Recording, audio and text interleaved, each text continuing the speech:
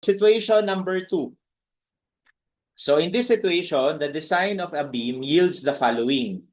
Dimensions H1 is 110 millimeters. H2 is 490. B is 375. Tapos AS prime is 3 by 28 millimeter diameter bars. Yung AS sa baba ay 5 28 millimeter diameter bars. Effective cover to centroid of AS is 75. So effective cover na yan So hindi siya clear cover. Given FC prime, FY para sa main bar, tapos FY para sa ties or sa stirrups. Tapos shear strength reduction factor is 0.75. First question, calculate the nominal shear strength provided by the 12 mm diameter ties spaced at 100 mm on center. So ano yung shear strength provided by the steel, di ba? So di ba ang basic concept nito is yung nominal strength of the reinforced concrete is yung ay equal sa shear strength provided by the concrete plus shear strength provided by the steel. Okay? Tapos parehas itong VC tsaka VS ay galing sa code, no? Kapag ka under flexure and flexure lang, no, yung VC natin can be calculated as 0.17 lambda square root of FC prime BD. No? And that is according to NSCP. Kapag naman kapag naman combination siya ng flexure and compression, meron ding ibang formula. And kadalasan ginagamit 'yon kapag columns, no? Pero sa ngayon hindi natin di-discuss dahil nasa beams lang tayo. So tapos yung VS naman, no? So this is strength shear strength provided by the concrete. Nominal shear strength provided by concrete. Ayan. Okay? Paano naman yung shear strength provided by the steel? Meron ding formula na binigay sa NSCP. So the shear strength provided by the steel is AV Fy ng shear reinforcement times effective depth over spacing. Okay? So ayan. No? So in this scenario, itong AV na to, matandaan nyo palagi, yung AV na yan, is yan yung area nung yung total area nung stirrups or ng lateral ties that will counteract the cracking. Okay? Yung cracking effect kasi niyan, pag ganito pag ganyan. Ganyan siya magka-crack. No? At ipakita ko lang kung paano nag-crack ng ganyan. So ganito kasi reinforced concrete.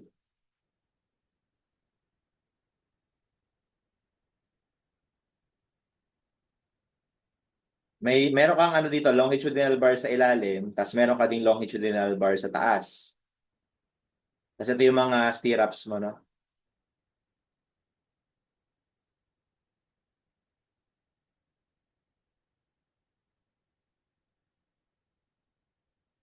Ayan, ganyan, no? So, ganyan. Tapos kapag niloadan mo dito, okay, ang tendency ng shear cracks ganito. Ganyan. And nangyayari yung critical section for shear at a D distance from the face of the support. Okay, that is the critical section for shear, no? So, anyway, kapag nag-crack ng ganyan, parang ang mangyayari ngayon, kukontra itong mga bakal na to. So, para ma-prevent na mag-crack, no? Kukontra to. Diba? Kukontra yan. Okay?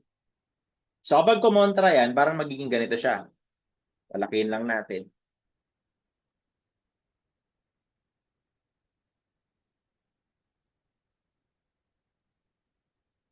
So, meron tayo dito. Meron tayo dito, tsaka dito. Okay? So, ito yung kukontra. So, pag kinumbine mo lahat yan, yan yung VS. Individual. Okay? Na kung saan, yung total VS, syempre, ay equal sa summation ng mga VS individual. Nung kada isang yan. Magtutulungan yan eh, di ba? Okay?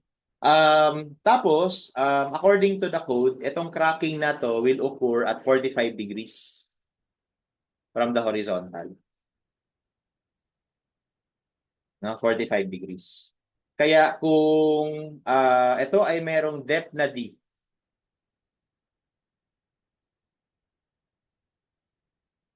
kasi di ba effective depth, no?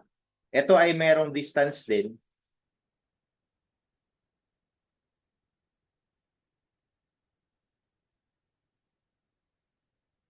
Okay, dahil 45 degrees, so di rin to. Di ba? 45 degrees, yung height tsaka yung base, equal, no? So, ngayon, how do I compute yung number of bars?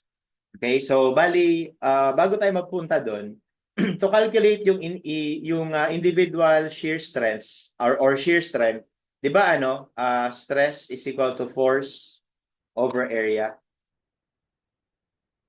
So lumalabas yung force is equal to stress times area. So in this case, yung force natin yung individual for shear forces na i-provide ng steel equal yung allowable stress natin is FYV. Kasi ito yung area ngayon nung shear reinforcement. Okay? Kaya lumalabas ngayon yung VS natin will just be summation ng FYV times AP. Pero dahil pare-parehas naman madalas yung yung gagamitin mo dito, di ba? Kung ito ay 12 mm din to and so on. Kaya pare-parehas lang yan. Kaya pwedeng bilangin mo na lang kung ilan yung madadamay na bars dyan. So, multiply na natin ito ng N. Okay, so ito ay number of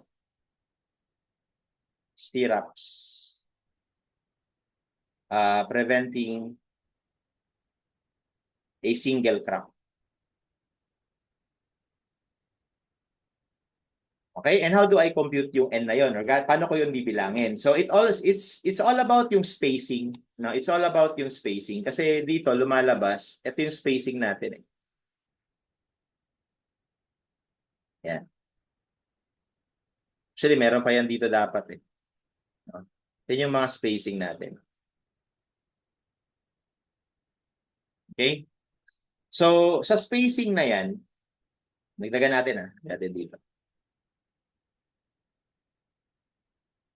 Meron pa doon sa kabila. Ayan. Okay? So, actually, yung spacing yung magdidikta kung ilan yung stirrups na dadaanan nung crack, no, nung crack mo. So, lumalabas dito na kapag sinukat natin itong length na to sa baba, yung length lang kung saan merong crack, no? Yung length na to. So, dapat i-redefine ko to.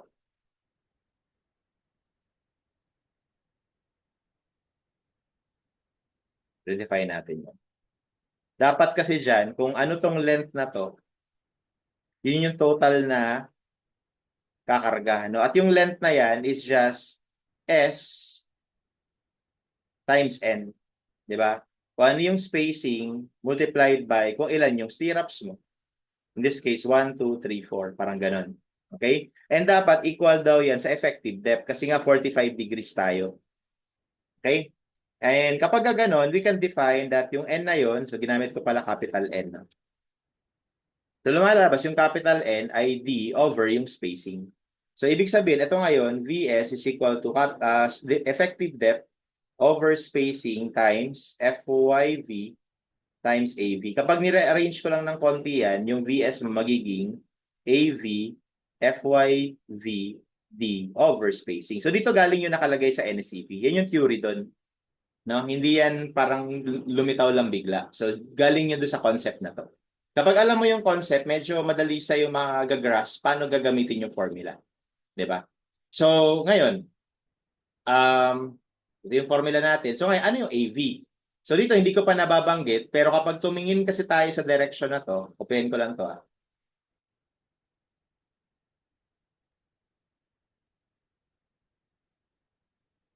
Ay, kapag tumingin ka naman sa direction na to, sa harap,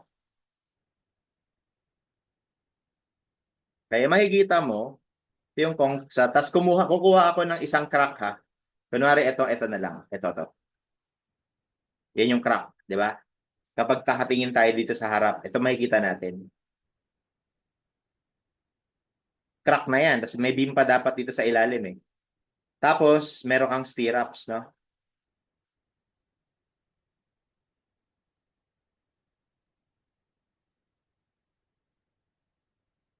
Ganyan. So, meron kang stirrups sa ilalim. So, ano yung kumukontra ng crack? Di ba ang kumukontra sa crack? Ito, pine-prevent niya yung crack na yon na mangyari. So, as you can see, yung AV dapat natin is yung area ng stirrups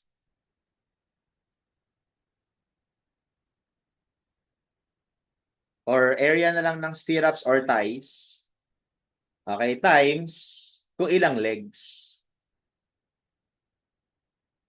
Kagaya halimbawa nito, yung AV natin dyan, dalawang area ng stirrups. Kasi dalawa yung leg natin. Eh di ba minsan, nagkakaroon pa tayo ng dagdag. Di ba, meron ka pa isang leg dito, yan, ganyan. O meron ka pang additional na pangontra. Okay? So that's why ano to in overall ano siya depende kung ilan yung legs na kontra dun sa crack. Okay? So ganun yung idea niyan. Okay, so sagutin na natin. What is the nominal shear strength provided by the 12 mm diameter test? So number 1, ito lang 'yun, no? Ito lang yung kailangan mong gawin. Pinaliwanag ko lang yung ano nun, yung source kung bakit naging ganun para mas maintindihan. So ngayon, ang mangyayari diyan, magka-crack yan pag ganito. Ganyan. Kapag nakatingin tayo sa front view or sa cross-section view, kasi ganito ang magiging itsura ng crack nun eh. Pag tinignan mo yan sa harap, dito ka nakatingin, itsura ng crack nun, ganito. Okay? So, in this case, ito yung crack natin. So, therefore, ilang legs yung dinaanan? Meron tayong isa, dalawa, tatlo. So, tatlo yung AV natin. So, tatlong pi over 4. Ang diameter daw ng ties ay, sinabi ba? Ito pala, 12 mm. FY ng ties, sinabi rin yan. Ito, 275. Okay, effective depth. So, effective depth natin dito, dahil binigay naman yung 75 na clear cover, bali ito, from here to here. Ayan. Okay, define na lang natin dito sa taas. Ang effective depth ay 110 plus 490 minus 75.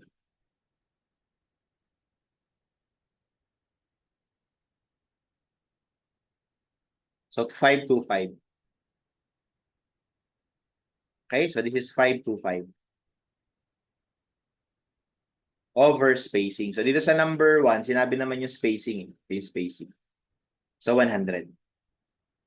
So, our nominal strength provided by the stirrups would be 3 pi over 4 times 12 squared times 275 times 525 over 100. Take note lang na magiging sagot dito naka-newtons. Ayan, naka-newtons yan. So, para magiging kilonewtons, divide mo lang ng 1,000. So, magiging 489.85 kilonewtons.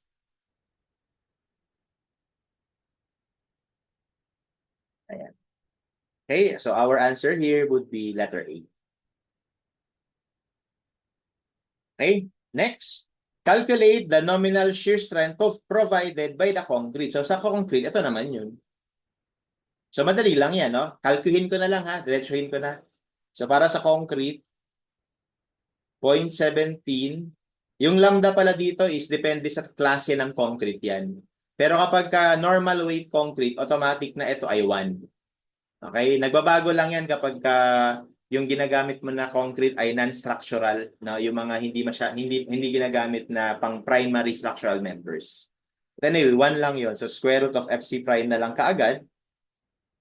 Yung B natin, ito, 375. Tapos yung effective depth natin ay 525. Again, ito ay naka-Newton. So para maging kilo, divide mo lang ng 1,000. So in this case, our answer would be 195. Okay? Number 3, the beam is to be redesigned for a shear force of 455 kilonewtons. Using 10 millimeter diameter ties spaced at 90 meters center to center, how much is the required width of the beam? So pinapa-redesign ito. Okay, pero sa number 3, given yung shear force. So assuming na factored shear force na to ha. Wala naman siya sinabi na At saka mahirap i-factor yung shear force kasi hindi natin alam kung dead load pa or live load. So automatic na yon. Ito, ibig niya sabihin dito is ultimate na yan or factored. Okay, so binigyan tayo ng diameter ng stirrups, tapos may spacing pa. Okay, so obviously for number 3, makukompute natin yung nominal strength provided by the stirrups. So again, dahil we are assuming na ganun pa rin, tatlo pa rin yung legs na gagamitin. So tatlo pa rin yan, no? So 3 pi over 4 times 10 millimeter na lang yung diameter ng stirrups ngayon. So ito yung AV, no?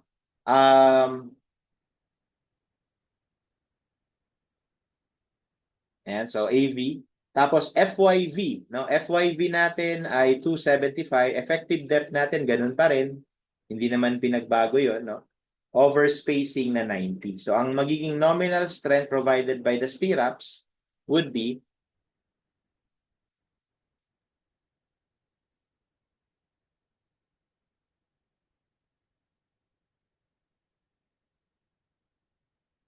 okay, so 377.97 kilonewtons. Okay.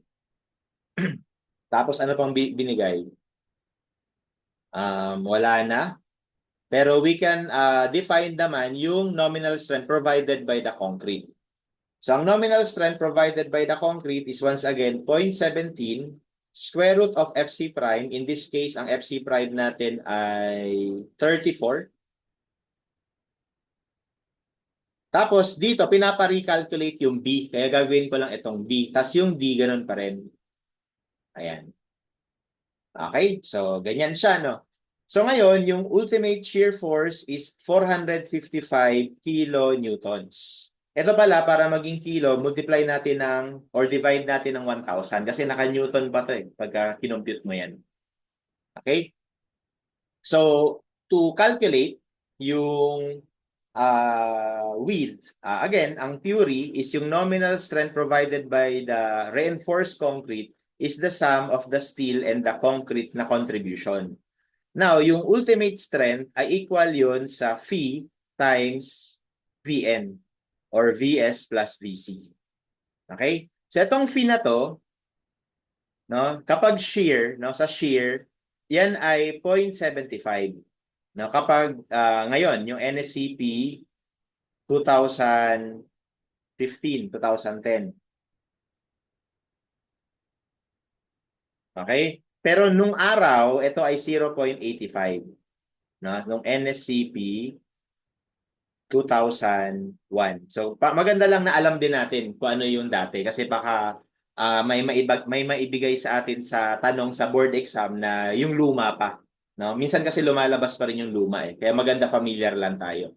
So dito may binanggit ba?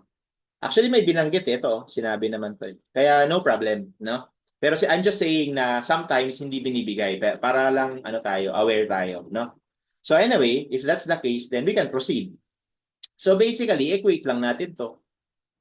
455, equate natin sa 0.75 times 377.97 plus yung sa concrete, ito, copyhin ko lang yan.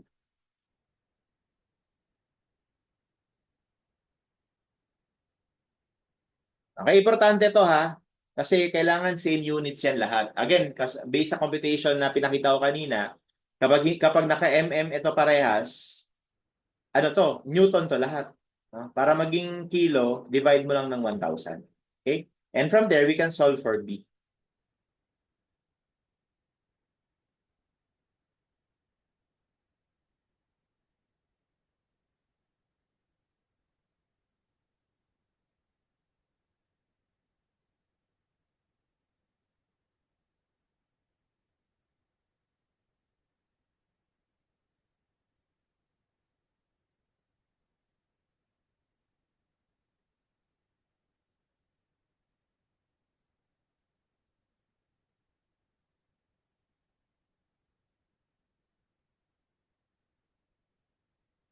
Okay? So that gives us 439.44. So yung B natin, 439.44 millimeters. So yun yung required na width. Okay? And that is approximately 440. And that's how we solve this kind of problem.